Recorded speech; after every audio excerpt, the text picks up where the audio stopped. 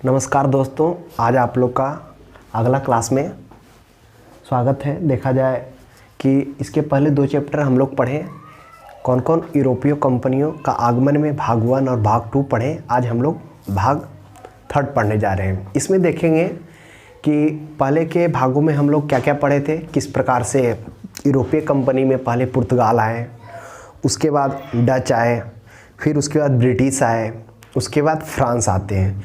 लेकिन फ्रांस के आने से पहले कुछ और छोटे छोटे ऐसे कंपनियां रहती है जो यूरोप से निकलकर भारत में आती है और वहां पर व्यापार करती है। उसी में से कुछ देखा जाए, यहाँ पे डेनमार्क है। ये कंपनी डेनमार्क 1616 ईस्वी में आती है और यहाँ पे व्यापार करती है कुछ समय के लिए।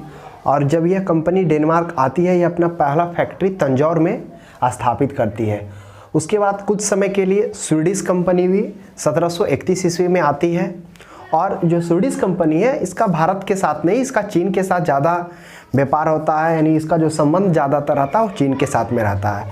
तो कभी कभी जब हम लोग ऑब्जेक्टिव क्वेश्चन बना रहे होते हैं, तब उसमें आता है कि निम्नलिखित यूरोपीय कंपनियों का क्रम से लिखें कि कौन कौन सा यूरोपीय कंपनी भारत में आगमन हुआ, उसका क्रम से मिलान करने दे देता है, क्रम से लिखने दे देता है।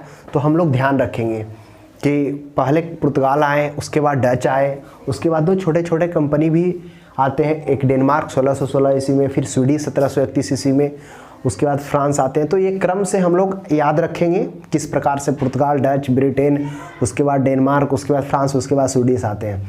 अब हम लोग देखेंगे कि जो फ्रांसीसी के बारे में देखा जाए, जब फ्रांस में राजशाही व्यवस्था चल रहा था, उस टाइम जो फ्रांस के शासक थे लुई 14वां थे। जब लुई 14वां का शासक चल रहा था, तो देखा जाए कि फ्रांस कंपनी का जो स्थापना होता है 1664 ईस्वी में। हम लोग पहले के क्लास में पढ़े थे कि किस प्रकार से 1664 ईस्वी में फ्रांसीसी कंपनी का स्थापना होता है। तो यहाँ पर क्या होता है, ये फ्रांसीसी कंपनी का स्थापना 1664 ईस्वी में होता है। इसके ठीक 8 साल बाद यानी 1668 ईस्वी में यह फ्रांसीसी कंपनी अपना प्रथम व्यापारिक कोठी कहाँ स्थापित करता है, सूरत में। ये उसके बाद सूरत में स्थापित करने के बाद इसके ठीक 1 वर्ष बाद इन्होंने अगला जो व्यापारिक कोठी है वह मसूलीपट्टनम में स्थापित करता है। हम लोग देखेंगे कि जिस प्रकार से फ्रांसीसी कंपनी आती है और अपना जो व्यापारिक कोठी है वह प्रथम सूरत में स्थापित करती है, उसके बाद मसूलीपट्टनम में। ठीक उसी प्रकार जिस प्रकार से ब्रिटेन भारत में आते हैं, अब उन्होंने भी अपना प्रथम व्यापारिक कोठी पहले सूरत में बनाते हैं, उसके बाद वह 1611 ईस्वी में मसूलीपट्टनम में बनाते हैं। बस फर्क क्या है, डेट का अंतर है। जब ब्रिटेन आते हैं तब वह 1608 ईस्वी में सूरत में व्यापारिक कोठी का स्थापना करते हैं, उसके बाद मसूलीपट्टनम 1611 ईस्वी में करते हैं, और उसके बाद जब फ्रांसीसी आते हैं तो यह 1668 ईस्वी में सूरत में अपना व्यापारिक कोठी बनाते हैं, और अगला 1669 ईस्वी में मसूलीपट्टनम में बनाते हैं।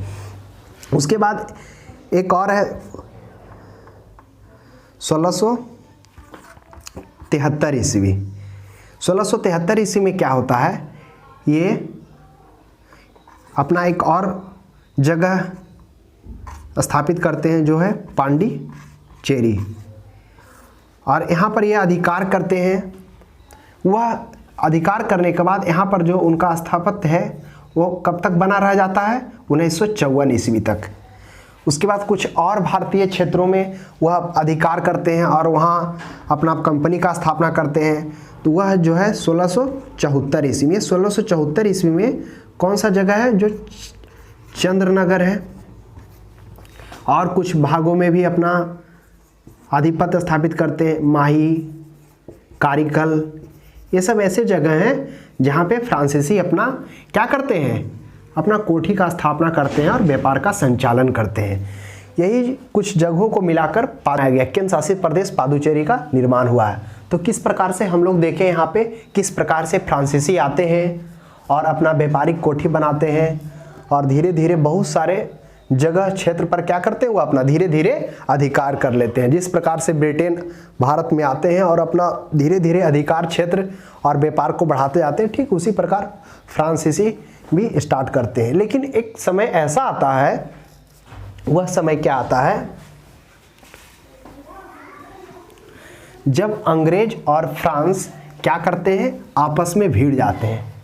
तब क्या होता है, एक टाइम ऐसा आता है जब फ्रांस और अंग्रेज क्या करते हैं, आपस में भिड़ जाते हैं। तब स्थिति बनता है संघर्ष का, दोनों के बीच संघर्ष होता है। और यह जो संघर्ष है, यही संघर्ष कर्नाटक युद्ध के नाम से जाना जाता है। इसी का हम लोग अब चार्ट बाई तैयार करके ध्यानपूर्वक पढ़ेंगे और बस ध्यान से देखेंगे किस प्रकार से अंग्रेज और फ्रांस जब आपस में टकराते हैं तब कर्नाटक युद्ध होता है। यही युद्ध कर्नाटक युद्ध के नाम से जाना जाता है, जो क्रम से अब हम लोग आगे पढ़ेंगे चार्ट।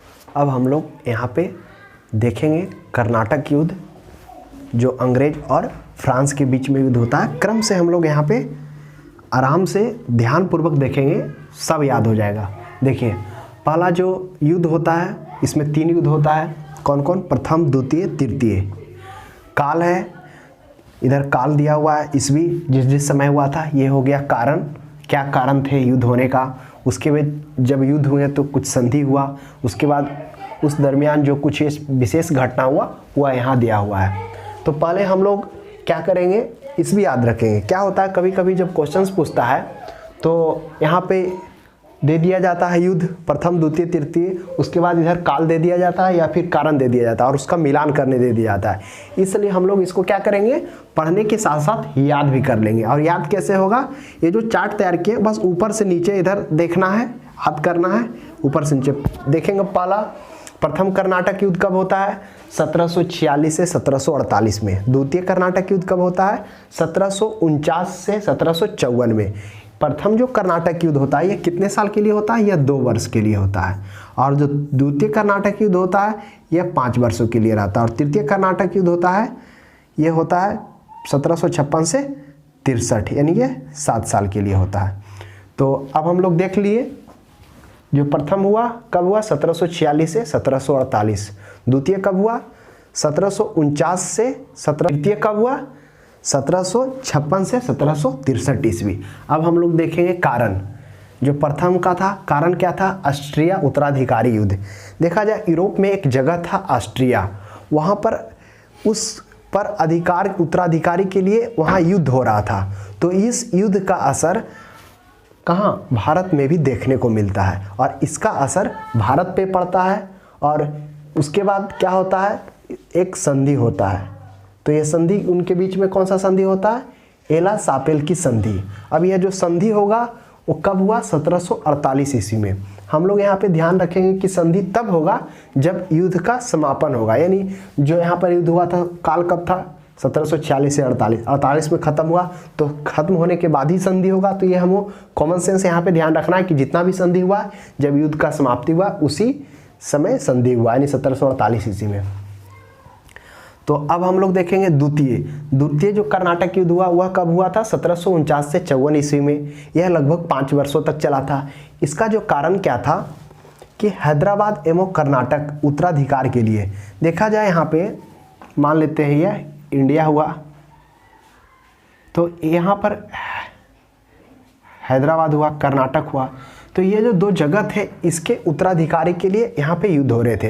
यानी जो शासक होगा उसके बाद कौन उसका राजगद्दी संभालेगा, इसको लेके वहाँ पर 2 गुटों का निर्माण हो गया था। तो एक गुट क्या कर रहे थे, एक गुट को अंग्रेज सपोर्ट कर रहे थे और दूसरे गुट को फ्रांस सपोर्ट कर रहे थे। इस तरह से वहाँ 2 गुटों का निर्माण हो चुका था और यही गुटबाजी क्या करता है, युद्ध का कारण बनता है। तो यहाँ पर कोई यूरोप में लेके या कोई बाहरी मामलों को लेके यहाँ पर युद्ध नहीं हुआ, ये भारत के क्षेत्रों को ही हैदराबाद और कर्नाटक के उत्तराधिकार के लिए ये द्वितीय कर्नाटक युद्ध हुआ। अब तृतीय हम लोग देखेंगे, तृतीय कर्नाटक युद्ध कब होता है, 1756 से 1763 ईस्वी, यह लगभग 7 सालों तक चलता है। और यह जो युद्ध होता है यह शीत युद्ध चलता है यूरोप में। यूरोप में 7 वर्षों तक का एक युद्ध छिड़ जाता है और इसका असर भारत पे भी पड़ता है और भारत में भी देखने को मिलता है। तो इस प्रकार से हम लोग यहाँ पे देख लिए, युद्ध देख लिए, काल देख लिए, कारण देख लिए। अब हम लोग देखेंगे, फिर से एक बार रिकॉल करेंगे। प्रथम कर्नाटक युद्ध को होने का क्या कारण था? ऑस्ट्रिया का उत्तराधिकारी युद्ध। सेकेंड जो है द्वितीय कर्नाटक युद्ध कब हुआ? 1749 में। उसका होने का क्या कारण था? हैदराबाद और कर्नाटक में 2 गुटों का क्या हो चुका था? उत्तराधिकारी के लिए युद्ध हुआ, यानी हैदराबाद और कर्नाटक में उत्तराधिकारी युद्ध के लिए हुआ। और तृतीय जो हुआ सप्तवर्षीय युद्ध जो यूरोप में चल रहा था 1756 से 63 ईस्वी में, जिसका असर भारत में भी देखने को मिला। अब हम लोग देखेंगे संधि। प्रथम जो युद्ध हुआ उसका कौन सा संधि हुआ? उसमें एला सापेल की संधि कब हुआ? हम बताएं कि जितना भी संधि हुआ जब युद्ध का समापन हुआ उसमें संधि होता है, यानी युद्ध 1748 में समाप्त होता है और संधि भी 1748 में होता है। तो हम ये याद रखेंगे, प्रथम कर्नाटक युद्ध का संधि कब होता है? 1748 ईस्वी में। क्या होता है? एला सापेल की संधि। द्वितीय कर्नाटक युद्ध होता है जिसमें कौन सा संधि होता है? पांडिचेरी की संधि। यह कब होता है? क्योंकि हम लोग जानते हैं कि 1749 से 1754 ईस्वी तक लगभग 5 सालों तक चलता है। उसके खत्म होने के बाद 1755 ईस्वी में पांडिचेरी की संधि होता है। फिर तृतीय कर्नाटक युद्ध पेरिस में होता है। तृतीय कर्नाटक युद्ध जो होता है वह कौन सा संधि के तहत समाप्त होता है? पेरिस के संधि के तहत। यह कब होता है? 1763 ईस्वी में। तो इस प्रकार से हम लोग देख लिए, एक बार फिर से रिकॉल करेंगे। प्रथम कर्नाटक युद्ध कौन सा संधि होता है? एला सापेल की संधि। द्वितीय कर्नाटक युद्ध में कौन सा संधि होता है? पांडिचेरी की संधि। तृतीय कर्नाटक युद्ध में कौन सा संधि होता है? पेरिस की संधि। तो इसका एक लाइन हमें याद रखेंगे, ए पा पे, यानी एक तरह से ट्रिक है। यानी ट्रिक का तो ऐसे ज़रूरत नहीं पड़ता, अगर आप विस्तार से पढ़ेंगे या फिर आप एक पीसीएस लेवल का तैयारी करेंगे तो उसमें ट्रिक काम नहीं आएगा। लेकिन फिर भी ध्यान रखने के लिए जिनको याद नहीं हो रहा वो इस लाइन को याद रखेंगे, ए पा पे। ए का हुआ एला सापेल की संधि, पा से पांडिचेरी की संधि और पे से पेरिस की संधि। तो ये याद रखेंगे तो तीनों संधि का संधि जो हुआ वो याद हो जाएगा। अब हम लोग देखेंगे कुछ विशेषता। जब प्रथम कर्नाटक युद्ध हुआ उसमें क्या क्या कुछ विशेषता हुआ, क्या क्या कुछ निष्कर्ष निकल के आया, उसको कुछ हम लोग यहाँ पर विशेषता को देखेंगे। प्रथम कर्नाटक युद्ध जब होता है वह कब होता है? 1746 से 48 में। जो प्रथम कर्नाटक युद्ध होता है उसमें विशेषता क्या होता है? डुप्ले जो फ्रांसीसी गवर्नर रहते हैं वो क्या करते हैं? मॉरिशस में जो फ्रेंच गवर्नर रहते हैं उनको बुलाकर उनके सहयोग से क्या करते हैं? वहाँ पर दबाव बनाते हैं और क्या करते हैं? अपने कब्जे में ले लेते हैं। कौन? डुप्ले और लाब्रूडूने। लाब्रूडूने जो मॉरिशस में फ्रेंच गवर्नर थे उनको बुलाकर दबाव बनाकर क्या करते हैं? अंग्रेज पर दबाव बनाते हैं। उसमें क्या होता है? एक सेंट थाम का युद्ध होता है। कब होता है? 1748 ईस्वी में। इसमें क्या होता है कि जो मद्रास क्षेत्र था जो पांडिचेरी के अधीन था, फ्रांस के अधीन था, वो क्या करता है? मद्रास फ्रेंच क्या करता है? जो उसके अधीन में था वह अंग्रेज को दे देता है और जो अमेरिका में जो अपना क्षेत्र यूएसए को। इस प्रकार से मद्रास में क्या होता है? द्वितीय में होता अंबूर का युद्ध। द्वितीय में विशेषता इसमें अंबूर का युद्ध होता है। ये अंबूर का युद्ध क्या है? देखा जाए यहाँ पे 2 गुट तैयार हो चुके थे। एक गुट कुछ जो यहाँ पर एक हैदराबाद और कर्नाटक में जो उत्तराधिकारी के लिए युद्ध हो रहा था, तो एक फ्रेंच गुट और एक अंग्रेज गुट। कुछ गुट है जो फ्रेंच को सपोर्ट कर रहे थे और कुछ गुट अंग्रेज को सपोर्ट कर रहे थे। ये जो गुटबाजी का कारण बना यही युद्ध का कारण भी बना। तो इस प्रकार से 2 गुट भी बन चुके थे। इसमें बहुत सारे व्यक्ति का भी नाम है, जैसे चंदा साहब, मुजफ्फरगंज और भी बहुत सारे व्यक्ति हैं जो ऑब्जेक्टिव टाइप क्वेश्चंस में नहीं पूछे जाएंगे। जब आप विस्तृत लेवल में या फिर इसको ऑप्शनल में लेंगे तब वहाँ पे क्वेश्चंस पूछा जाता है। उसके बाद देखा जाए तृतीय कर्नाटक युद्ध। तृतीय कर्नाटक युद्ध में क्या हुआ? इसमें बांडीवास का युद्ध होता है। ये बांडीवास का युद्ध कब होता है? 1760 ईस्वी में। ये बांडीवास का क्या युद्ध है? इसमें अंग्रेज और फ्रांस आमने सामने एक दूसरे से भिड़ जाते हैं और उसके बाद क्या हो जाता है? इसमें फ्रांस की हार हो जाती है और यहाँ से फ्रांस का बोरिया बिस्तर समटा जाता है और यहाँ से फ्रांस का पतन स्टार्ट हो जाता है। इस प्रकार से जिस प्रकार से जब फ्रांस भारत में आए तो वह अपना अधिकार जमाने के लिए सोच रहे थे, लेकिन इस युद्ध के बाद उनका विकास और जो आगे बढ़ रहे थे वह रुक जाता है और उसके बाद क्या हो जाता है, वह कुछ ही जगहों पर सिमट कर रह जाते हैं। जैसे कुछ जगह माही हो गया, यमन हो गया, फिर पांडिचेरी, कुछ सीमित क्षेत्र में सिमट कर रह जाते हैं और यहाँ से अंग्रेज का बढ़ना स्टार्ट होता है। तो अंग्रेज जो युद्ध होता है उसमें अंग्रेजी सेना का नेतृत्व आयरकुट कर रहे थे और जो फ्रांस के तरफ से थे वो फ्रांसीसी सेना का नेतृत्व कॉन्ट लाली कर रहे थे। तो ये ऑब्जेक्टिव टाइप क्वेश्चंस में पूछा भी जाता है। जैसे क्वेश्चंस क्या रहेगा, यहाँ पे दिया हुआ रहेगा कि प्रथम कर्नाटक युद्ध में कौन सा युद्ध हुआ, तो हम लोग याद रखेंगे प्रथम कर्नाटक युद्ध में सेंट थाम का युद्ध हुआ। उसके बाद द्वितीय कर्नाटक युद्ध में कौन सा युद्ध हुआ, अम्बूर का युद्ध हुआ। उसके बाद तृतीय कर्नाटक युद्ध में बांडीवास का युद्ध हुआ। तो एक बार फिर से रिकॉल करेंगे कि प्रथम कर्नाटक युद्ध में कौन सा युद्ध होता है, सेंट थाम का युद्ध होता है 1748 ईस्वी में। द्वितीय कर्नाटक युद्ध में कौन सा युद्ध होता है, अम्बूर का युद्ध होता है। उसके बाद तृतीय कर्नाटक युद्ध में वांडीवास का युद्ध होता है। तो इस प्रकार से अब हम लोग देखेंगे कि फ्रांस का पतन यहाँ से स्टार्ट हो जाता है। अब आगे हम लोग पढ़ेंगे कि किस प्रकार से अंग्रेज भारत में अपना वर्चस्व बनाता है और भारत के अधिक से अधिक क्षेत्रों पर अपना अधिकार किस तरह से करता है, आगे के चैप्टर में हम लोग पढ़ेंगे।